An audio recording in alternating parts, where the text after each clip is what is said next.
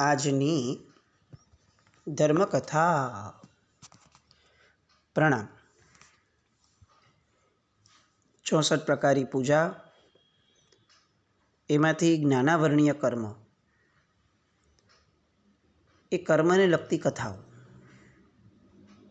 એમાંથી શિવ રાજર્ષિની કથા એ આપણી ચાલી રહી છે. આપણે જોયું કે શિવ રાજર્ષિ ઝૂંપડીમાં બેઠા બેઠા એમને વિભંગ જ્ઞાન થાય છે. એ વિભંગ જ્ઞાનના આધારે એક મર્યાદિત ક્ષેત્રની જગ્યાઓ એ ઘરે બેઠા બેઠા પોતાની જગ્યાએ બેઠા બેઠા જોઈ શક્યા છે. પણ પોતાની મર્યાદિત શક્યતાને એમણે અમર્યાદ સમજી લીધી કે આખું જગત જે છે એ આ જ છે.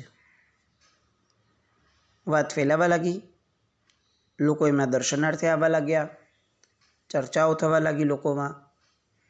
આ ચર્ચા ગૌતમ સ્વામી મહારાજા રસ્તામાં નીકળ્યા છે ગોચરી ઓરવા, એમને સમજાણી. કૌતુક થયું એમને કે શું ખરેખર આવું હોઈ શકે?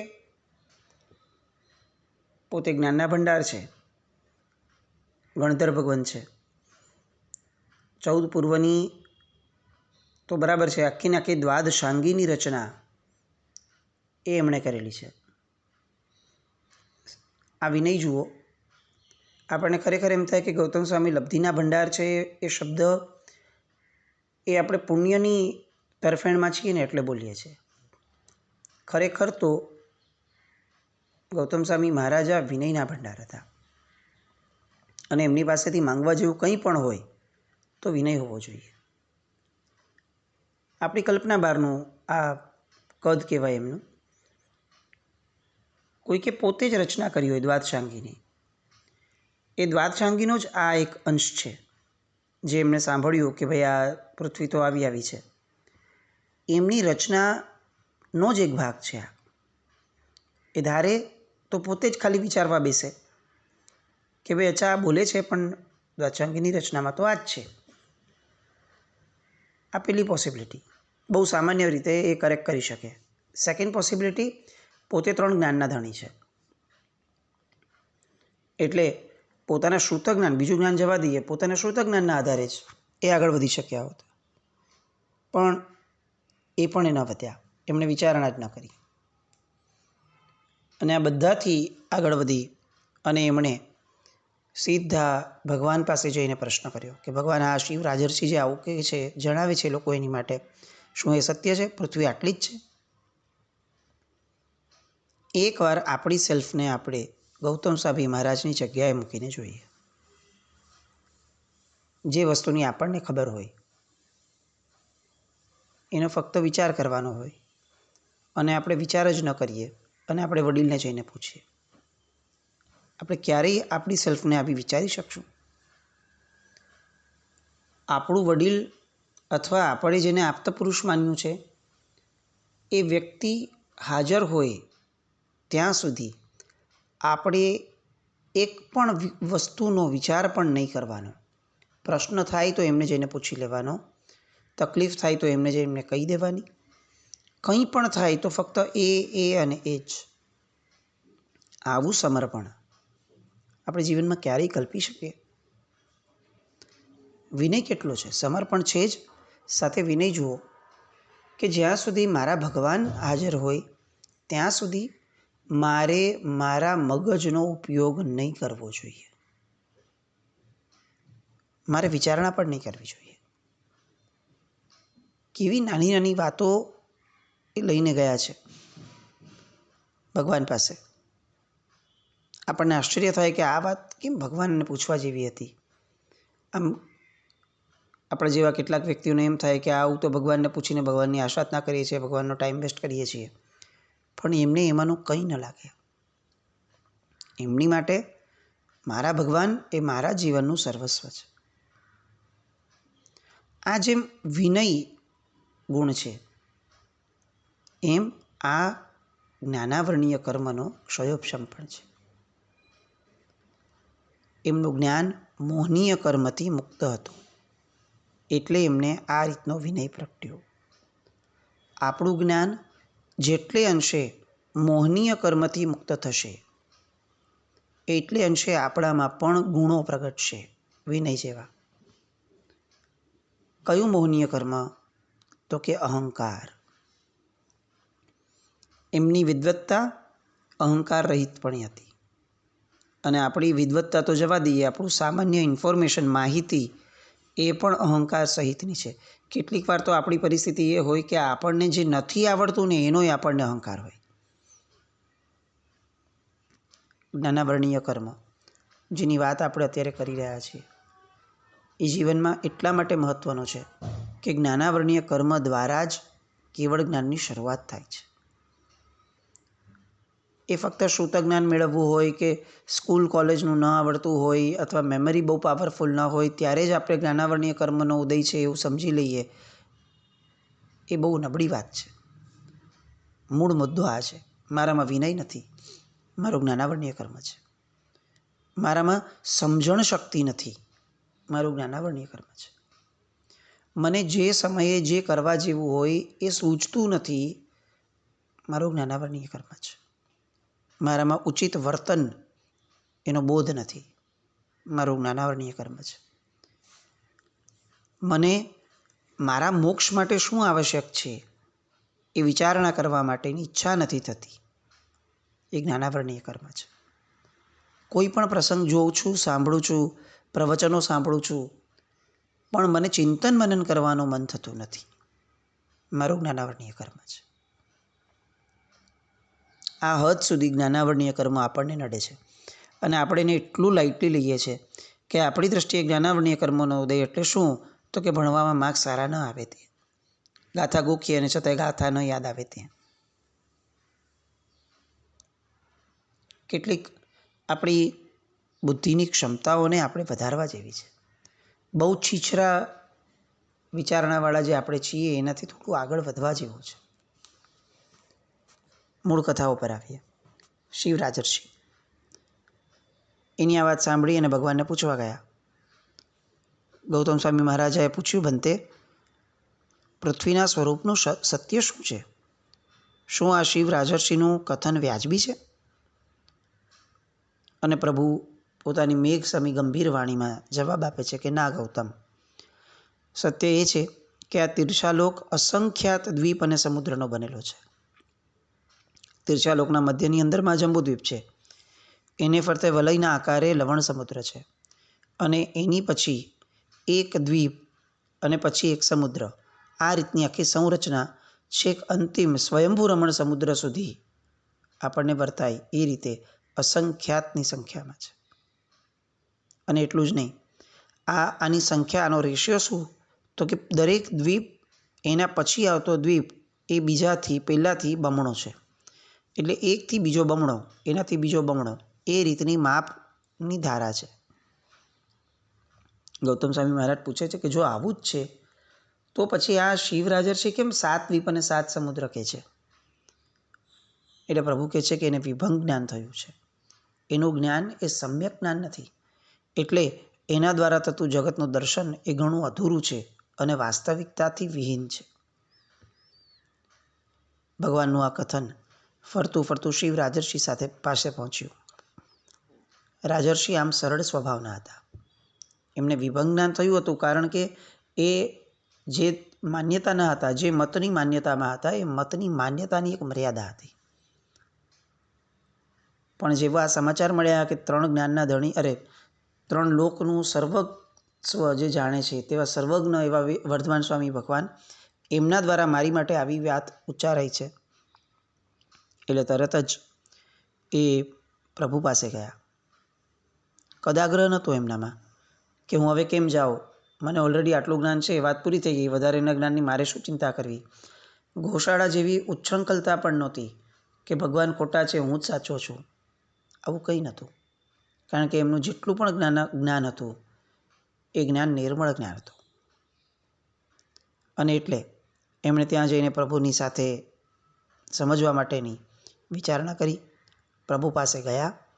પ્રભુએ 3 લોકનું વાસ્તવિક સ્વરૂપ એમને સમજાવ્યું અને આખી લંબાણથી એમણે અસંખ્ય દ્વીપ સમુદ્રોવાળી વાત એ સમજાવી. હવે શિવ રાજર્ષિના મનમાં કોઈ શંકા ન રહી. અને જગત માત્ર 7 દ્વીપ અને 7 સમુદ્રનું નથી બન્યું. જગત તો મારી ધારણા કરતાં અનેક ગણું વિશાળ છે એ બાબતની પ્રતીતિ થઈ. અને એ પ્રતીતિ થતાં વર્ધમાન સ્વામી ભગવાનને પોતાનું જીવન સમર્પિત કરી દીધું. શ્રમણ જીવન સ્વીકાર્યું, સમ્યક ચારિત્રનું પાલન કર્યું અને અંતે કેવડી બની અને આ શિવ રાજર્ષિ મુક્તિ સંપદાને વર્યા. આ કથાના ઘણા બોધ આપણે લેવાના છે, પણ એમાંથી એક બહુ મહત્ત્વનો બોધ છે. આજનું વિજ્ઞાન આપણા લોકોનો બહુ મોટો પ્રોબ્લેમ છે. બહુ સુજ્ઞ લોકો પણ ઘણી બધી વાર આ વસ્તુમાં જોડાયા હોય છે કે અમારો ધર્મ, જૈન ધર્મ એ વૈજ્ઞાનિક ધર્મ છે. આ વાત ખોટી નથી, પણ આ વાત બોલતી વખતે આપણે એટલી મોટી આશાતના કરીએ છીએ ભગવાનના ધર્મની કે આપણે જેને વૈજ્ઞાનિક શબ્દ સાથે જોડીને વિજ્ઞાનને કહીએ છીએ. વિજ્ઞાન એટલે શું? તો કે આજનું સાયન્સ.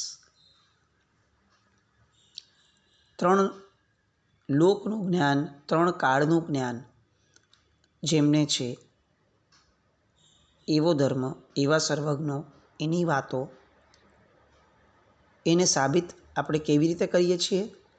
તો કે જે લોકોનું અધૂરું જ્ઞાન છે, લેબોરેટરીની અંદરમાં પ્રયોગ ઊભા કરીને પ્રયોગાત્મક રીતે ઊભું કરેલું જ્ઞાન છે, આજે જે સ્ટેટમેન્ટ આપ્યું કદાચ આવતીકાલે બીજો એને ખોટું સાબિત કરે, બીજો જવા દઈએ, કદાચ પોતે જ થોડા પ્રયોગો પછી એ જ વૈજ્ઞાનિક જાહેર કરે કે મારી પહેલી શોધ ખોટી હતી, ખરેખર આ સત્ય છે. એટલે કે જેમનું કોઈ અંતિમ સત્ય નથી હોતું એવા આજના વૈજ્ઞાનિકો.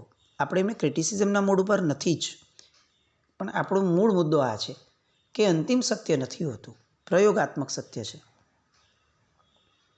તો સર્વજ્ઞનો ધર્મ, એની કમ્પેરિઝન, એની સાબિતી શું?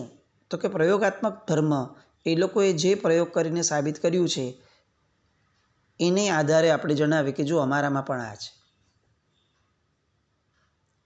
આ પછાતપણું નથી, આ ક્ષુદ્રતા નથી, આ કેવળ જ્ઞાનની આશાતના નથી. આપણો ધર્મ વૈજ્ઞાનિક ધર્મ છે જ, ના જ નથી. પણ વૈજ્ઞાનિક શબ્દ જે છે એનો અર્થ આપણે ત્યાં અલગ છે. વૈજ્ઞાનિકતા, વિજ્ઞાન એટલે આજનું વિજ્ઞાન નહીં. વિજ્ઞાન એટલે વિશેષ જ્ઞાન. જેણે જ્યારે જ્યારે વિશેષ જ્ઞાન મેળવ્યું છે તેને ત્યારે ત્યારે સમજાશે કે પ્રભુએ કીધેલું, સર્વજ્ઞોએ કીધેલું વાક્ય એ સત્ય છે. વિજ્ઞાને આપણા ધર્મના આધારે વાત કરવી જોઈએ. આપણે એના આધારે વાત કરીએ એ નબળાઈ છે. આપણે ડિવેલ્યુએશન છે આપણા પોતાના ધર્મનું. હા, કોઈને સમજાવવું હોય તો પણ શબ્દ આ હોવો જોઈએ કે જો આજનું વિજ્ઞાન પણ અમારા ધર્મ પ્રમાણે ચાલે છે. એટલે શબ્દ એકચ્યુઅલી ટેકનિકલી એમ હોવો જોઈએ, અમારો ધર્મ વૈજ્ઞાનિક છે એમ નહીં. આજનું વિજ્ઞાન જૈન ધર્મના આધારે ચાલે છે, જૈન ધર્મના કેટલાક અંશોના આધારે. કારણ કે હજી તો એ જૈન ધર્મને સમજી જ નથી શક્યો. આપણા લોકોનું માઇન્ડસેટ જ વિચિત્ર છે. આપણે આપણા ધર્મને સમજ્યા નથી, એના ઊંડાણ સુધી સમજવાની ઈચ્છા પણ નથી. એને સમજીએ જેટલું સમજ્યા છે એનું ગૌરવ નથી. એ ગૌરવ અગર કદાચ હોય તો એનો કોઈ પ્રચાર કરવાની ચોક્કસ પર્ટિક્યુલર મેથડ નથી. એ મેથડને ફોલો કરવા માટેનું અનુશાસન નથી. કંઈ જ નથી આપણે ત્યાં. અને છતાં પણ જે મનમાં આવે એ રીતે આપણે આપણી પદ્ધતિ પ્રમાણે શાસન માટેના શબ્દો, વિચારણા બધું બોલી નાખીએ. વોટ્સએપ એ 3 જ્ઞાન, 3 લોકનું જ્ઞાન નથી કે જેના આધારે આપણે કંઈ પણ સ્ટેટમેન્ટ ફેલાવી દઈએ. એટલે આ ખરેખર શીખ લેવા જેવી છે કે પ્રભુનું શાસન એ કોઈના આશ્રયે ન સાબિત થાય. પ્રભુનું શાસન એ પ્રભુના આધારે જ સાબિત થાય. સર્વજ્ઞનું વચન એ સર્વજ્ઞોના વચનના આધારે જ સાબિત થઈ શકે. સર્વજ્ઞનું વચન કોઈ એક છદ્મસ્થના વચન એના આધાર ઉપર સાબિત ન થઈ શકે. કમ્પેરિઝન સમજીએ આપણે. એક વાત નરેન્દ્ર મોદી બોલ્યા હોય, વડાપ્રધાન આપણા, અને એ જ વાત રસ્તે ચાલતો માણસ પણ કોઈ બોલ્યો હોય, તો રસ્તે ચાલતા માણસની વાત સાંભળીને આપણે એમ ન કહેવાય કે નરેન્દ્ર મોદી સત્ય હશે. ભાઈ, નરેન્દ્ર મોદી સત્ય છે. આ માણસ એ એના પ્રમાણે બોલ્યો છે. આટલો બોધ આપણામાં છે. તો આ બોધ કેમ નથી કે આપણે દર વાર તહેવારે બધી જગ્યાએ અત્યારે એવું વાંચવા સાંભળવા મળે કે આપણો ધર્મ અને વિજ્ઞાન એ બેઉની સરખામણી. અરે ભાઈ, કેવી રીતે થઈ શકે?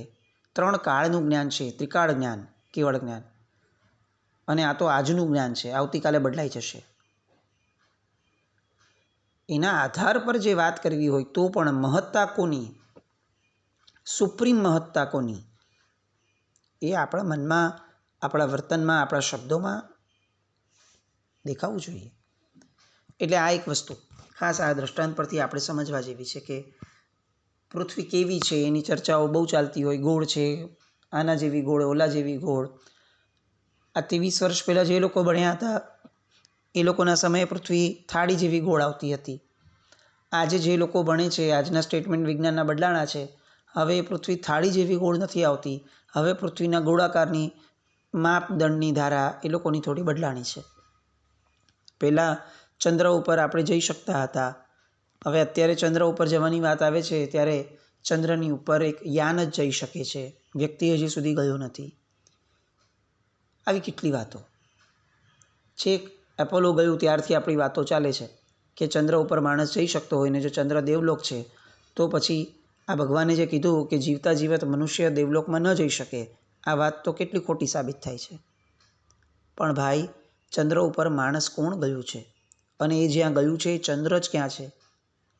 આખો વિષય અલગ છે, લાંબો છે.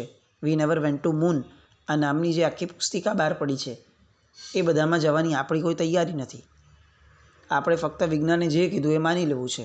અંધશ્રદ્ધા કોનું નામ એ આપણા જેવા અત્યારના જગતમાં જીવતા બુદ્ધિશાળી અને ભણેલા ગણેલા લોકો આગળથી શીખવું જોઈએ. સૌથી વધુ અંધશ્રદ્ધાળુ માણસ એ આજનો ભણેલો ગણેલો માણસ છે કે જેને પોતાના ધર્મ, પોતાના ધર્મની વાતો, એના સિવાયની બધી જ વાતો ઉપર અંધશ્રદ્ધા છે. વિજ્ઞાન ઉપર તો આંખ બંધ કરીને અંધશ્રદ્ધા છે. આવો ગમાર માણસ એને ભણેલો ગણેલો કહી શકાય છે આજની દુનિયામાં. આશ્ચર્ય છે. મૂળમાં આપણી વાત આ જ્ઞાનાવર્ણીય કર્મની થઈ. હજી એક વાત, જ્ઞાનાવર્ણીય કર્મ અને જ્ઞાનાંતરય કર્મ આ બે અલગ અલગ છે. જ્ઞાનાવર્ણીય કર્મ એટલે જે જ્ઞાનને આવરણ કરી દે. અહીંયા કયો પરિપ્રેક્ષ્ય છે? તો કે અહીંયા જ્ઞાન એટલે બોધ, જે સમજણને આવરે છે એ જ્ઞાનાવર્ણીય કર્મ છે. અને જે જ્ઞાનને જ અંતરાયભૂત થાય છે એ જ્ઞાનાંતરાય કર્મ છે. અંતરાય કર્મ નડે જ્ઞાન મેળવતા. એટલે શું થાય? આપણે જેને પરિપ્રેક્ષમાં સમજ્યું છે ને એ બધું જ્ઞાનાંતરાયનો ભેદ આવે. મારે ગાથા કરવી છે પણ ખબર નહીં, મને અંતરાય જ આવી રાખે છે, મને મારું મન વિચલિત થઈ જાય છે, મને કોક આવીને રોકી જાય છે, મને કોઈ ભણવાનો સમય નથી આપતું. આ બધો અંતરાય છે, આવરણ નથી. એટલે આપણે જેટલી પણ પ્રોબ્લેમ્સની ડિસ્કશન કરીએ છીએ જેટલાની, એ બધું જ્ઞાનાંતરાયનો ભેદ છે. અને મૂળભૂત રીતે આપણને નડવું જોઈએ, મનમાં ખટકવું જોઈએ જ્ઞાનાવર્ણીય કર્મ. શું ભેદ? જ્ઞાન મેળવ્યા પછીથી જે બોધ થવો જોઈએ, આપણને બોધ નથી થતો એની પીડા થવી જોઈએ, એ જ્ઞાનાવર્ણીય કર્મ. પણ મને જ્ઞાન જ ચડતું નથી, એ જ્ઞાનાંતરાય કર્મ. આ સમજણ એટલા માટે છે કે આપણને એક્ઝેક્ટ આપણા ટાર્ગેટ ખબર પડે કે મારે શું અલ્ટિમેટલી પામવાનું છે. મારે જ્ઞાનાંતરાય એ મારો એન્ડ નથી, જ્ઞાનાંતરાયનો ક્ષયોપશમ. એકચ્યુઅલ એન્ડ એ જ્ઞાનાવર્ણીયનો ક્ષયોપશમનો એન્ડ છે. ભણી અને વિદ્વત્તા પુરવાર કરવી એ મારું લક્ષ્ય નથી. ભણ્યા પછી, વિદ્વાન થયા પછીથી બોધ ઊભો કરવો, સમજણ ઊભી કરવું, એ મારો ટાર્ગેટ છે. અને એ ખરેખર મોક્ષ માર્ગ છે. એટલે આ આખો ભેદ પણ આપણે સમજીએ. હવે જ્ઞાનાવર્ણીય પછી દર્શનાવર્ણીય કર્મ એની વાત આવે છે. 64 પ્રકારની પૂજામાં એના 3 દ્રષ્ટાંતો છે. બહુ સામાન્ય રીતે નિદ્રા સાથે લાગતો વળગતો આ કર્મ છે. એમાં પણ નિદ્રાનો એક પ્રકાર છે, થિનદ્દી નિદ્રા. એની પણ 2 વાર્તાઓ આમાં છે. જેને નિદ્રા બહુ આવતી હોય એને આ દર્શનાવર્ણીય કર્મનો ઉદય કહેવાય. દર્શન આવરણીય. દર્શન એટલે શું? તો કે જાગ્રત અવસ્થા. આપણે ત્યાં સમ્યક દર્શન શબ્દ છે ને એને પણ કોઈ વ્યક્તિ હારે કે કોઈ દેરાસર સાથે કે કોઈ વસ્તુ સાથે લાગે વળગે છે એ વાત નથી. મૂળ જાગ્રત અવસ્થા છે, ઉપયોગમય અવસ્થા. એટલે દર્શનાવરણીય કર્મ અને દર્શન મોહનીય કર્મ, આપણે ત્યાં બે કર્મો છે. આપણે આવતા વખતે શાંતિથી આ વાતની વાત કરશું. પણ મૂળ દર્શનાવરણીય કર્મ જે છે એને લગતી 3 વાતો, અને બહુ રિસન્ટલી ન્યૂયોર્કની અંદરમાં લગભગ હું ન ભૂલતો તો 15 દિવસ પહેલાં જ, કે 15 દિવસ કે 20 દિવસ પહેલાં આ ત્રિનદી નિદ્રાના આધારે એક કેસ આવ્યો હતો. અને કેસની અંદરમાં કોઈ એક વ્યક્તિએ જઈ અને મર્ડર કર્યું હતું.